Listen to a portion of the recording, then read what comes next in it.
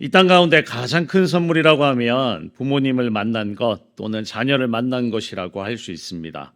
왜 가장 큰 선물이냐고 묻는다면 다른 것들은 어느 정도 내가 노력해서 받을 수 있는 것들이지만 부모님은, 자녀는 내가 노력해서 받을 수 있는 것이 아니기 때문에 그렇습니다. 부모님은, 그리고 자녀는 하나님으로부터만 주어지는 이 땅 가운데 가장 귀한 선물입니다. 여러분들 동의하세요? 네, 가장 귀한 선물입니다. 사실 가장 귀한 선물이라고 생각하며 그렇게 삶을 살아가시는 그리스도인들이 얼마나 될지 모르겠습니다. 바쁜 삶의 현실 속에서 개인주의를 만들어버린 것에 가장 크게 기여한 미디어, 인터넷 홍수 시대 속에서 얼마나 나의 부모님과 자녀들과 대화 나누며 사시는지 우린 한번 돌아볼 필요가 있습니다. 요즘 식탁 문화를 봐도 가정 안에서 각자 폰을 들며 식사를 하는 경우를 우리는 심심찮게 보게 됩니다. 혹시 그러시는가요? 네. 식사할 때마다 자녀는 자녀대로 따로 태블릿을 보거나 폰을 보고, 또 부모는 부모 나름대로 또 보고, 그러한 우리 문화를 공공연하게 우리가 보고 있는데요. 자녀와 부모의 관계십에 관하여 많은 가정학 교수님들 그리고 심리학 교수님들이 공통적으로 이야기하는 것이 꼭 있습니다. 그것은 자녀와 부모십의 관계십이 파괴되는 가장 큰 요인의 1순위는 바로 대화 부재라는 것입니다.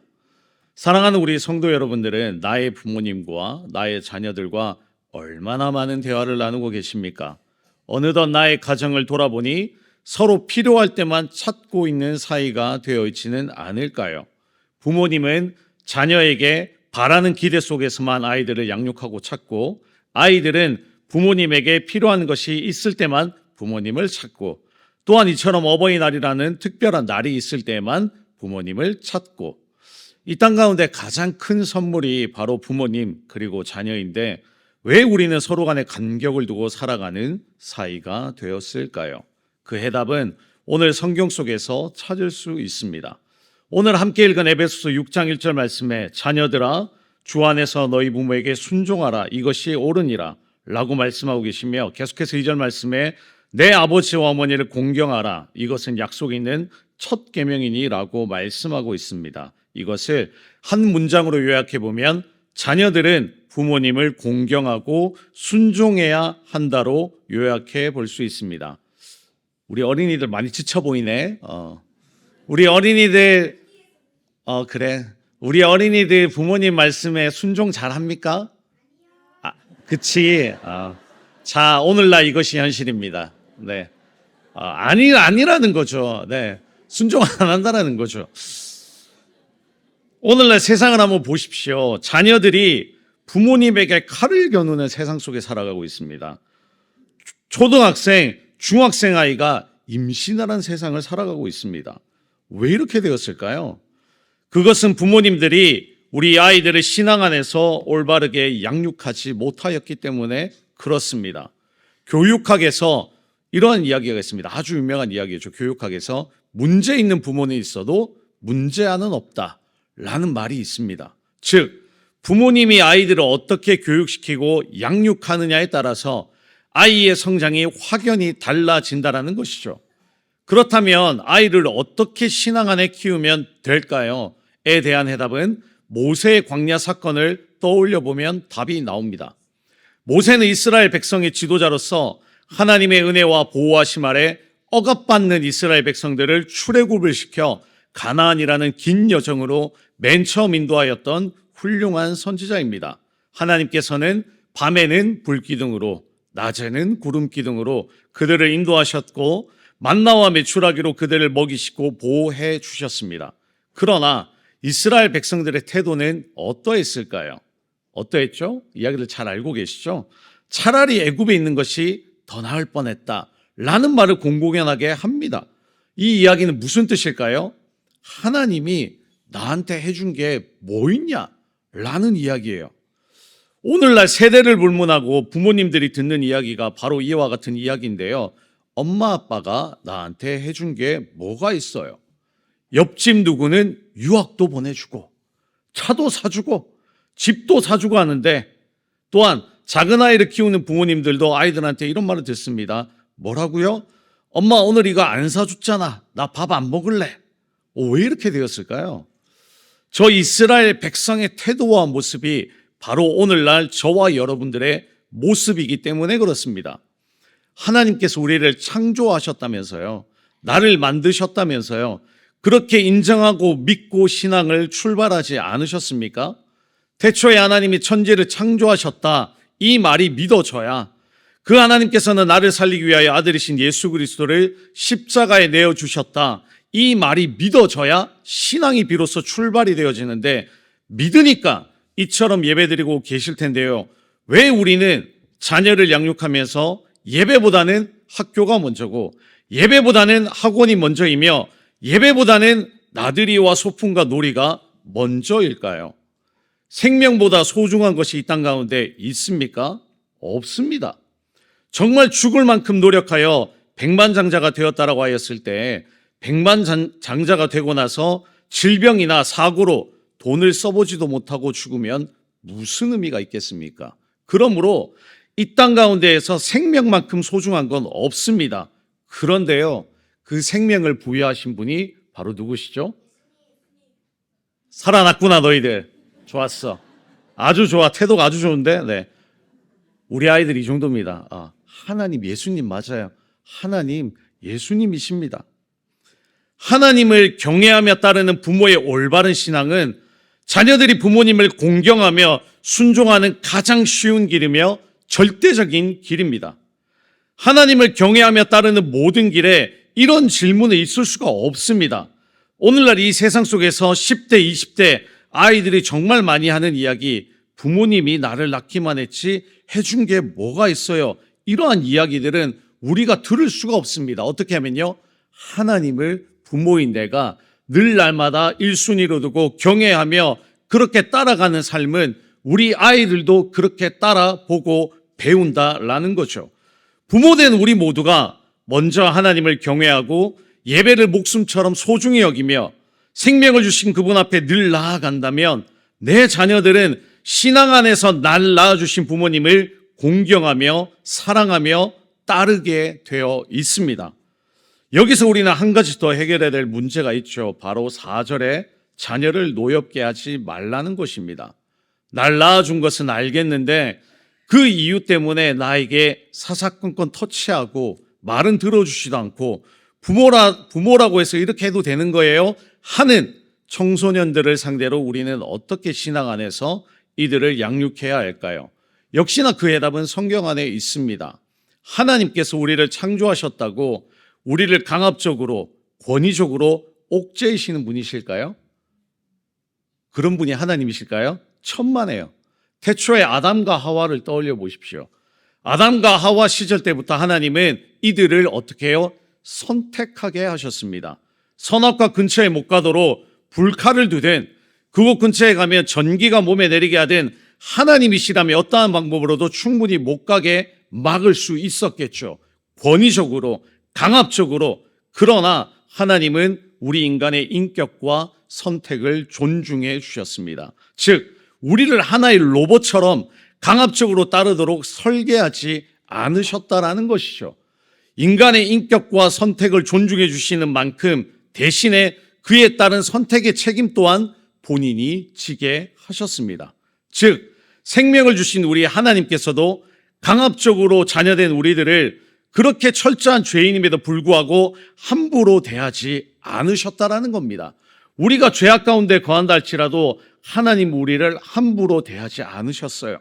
우리 부모님들은 자녀를 양육하다 보면 누가 가르쳐 주지도 않았는데 옆집 아이, 다른 엄마 아이, 친척 아이 등 비교하는 습관이 있습니다. 아무도 안 가르쳐 줬는데 이렇게 비교하는 습관이 있어요. 야야, 이번에 엄마 친구 누구누구 애는 걔는 올수 맞았더라. 너는 근데 수중에 우가 한 개 있네. 더 노력해라. 우 한 개 있는 것도 대단한 거 아닙니까 사실? 네. 그런데 우리 엄마들이 연세가 드시면 달라질 줄 알았어요. 그런데 아니라는 겁니다. 야야, 이번에 내 친구는 자녀한테 차를 선물로 받았더라. 넌 근데 겨우 100만 원이 끝이니 왜 이러는 걸까요? 네. 왜 이러는 걸까요? 잘못된 권위주의적 생각에 사로잡혀서 그렇게 살아왔기 때문에 그렇습니다. 자녀를 나의 기대 속에서 가두어 놓았기 때문에 그래요. 하나님의 기대 속, 하나님의 신앙 안에서 자녀를 양육하는 것이 아닌 내가 나기 때문에 내가 이놈의 내가가 문제입니다. 사실 모든 우리 신앙생활에 있어서 나라는 주체는 없애야 합니다. 오직 하나님만 드러나야 되는 것이죠. 우리 하나님께서는 예수 그리스도를 이 땅 가운데 보내주시면서 아휴 내가 만든 아이들이지만 정말 답 없구나. 다 죽일 수도 없고 할 수 없이 내 아들 예수 그리스도를 보내내 하셨을까요? 아닙니다. 하나님께서는 죄로 얼룩진 우리의 인생을 바라보며 아파하셨고 사랑하는 내 아들, 사랑하는 내 딸을 살리는 길을 고민하며 내 아들 예수 그리스도를 십자가의 죽음이라는 길을 선택하셨습니다. 하나님께서는 모든 사람이 구원에 이르기를 원하신다라는 성경 구절이 이 이야기를 뒷받침해 주고 있죠. 사랑하는 성도 여러분, 말씀의 결론을 맺습니다. 좋으시죠? 네. 딱 두 가지만 기억해 주십시오. 이 어버이 주일을 맞이하여서 자녀를 올바르게 양육하는데 딱 두 가지만 기억해 주시면 되는데요. 첫째는 부모된 내가 늘 하나님을 경외하는 철저한 신앙 안에 살아간다. 그 어떠한 것들도 아이들을 헷갈리게 절대 하시면 안 됩니다. 아이들을 헷갈리게 하며 어떤 날은 예배가 먼저다고, 어떤 날은 학원이 먼저다고, 어떤 날은 예배가 먼저다고, 어떤 날은 학교가 먼저다라고 이렇게 아이들을 헷갈리게 하시면 아이들은 혼동이 옵니다. 그러면 나중에 선택도 잘 못하게 돼요. 하나는 목숨 걸어야 되는데 그 하나를 목숨을 걸지를 못합니다. 이러한 예가 있거든요. 어떠한 한 친구가 있었는데요. 제 고3 친구입니다. 지금 신학교 가서 이제 같은 이렇게 목사님 되시고 그렇게 하시는 분인데요. 이 친구는 제 기억 당시에 저희 수능은 400점이 그때 만점이었어요.